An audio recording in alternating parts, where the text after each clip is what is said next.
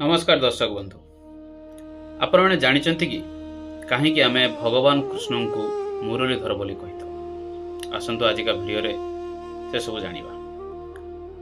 देखंतु मुरलीर अर्थ है बंशी आउ धरर अर्थ होची बंशी धरिथिबा व्यक्ति।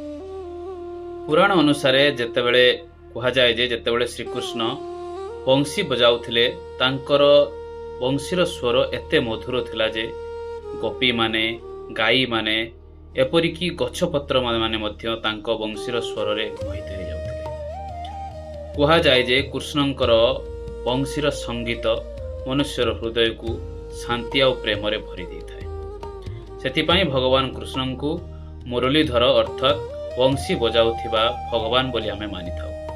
तेणु आपण जदि मध्य श्रीकृष्णंकर भक्त तेणु करी कमेंट सेक्शन में लिखि दिंतु जय श्रीकृष्ण एवं एमितिका आध्यात्मिक तथ्य सब जानिया आम चैनल को फॉलो करिक जातु।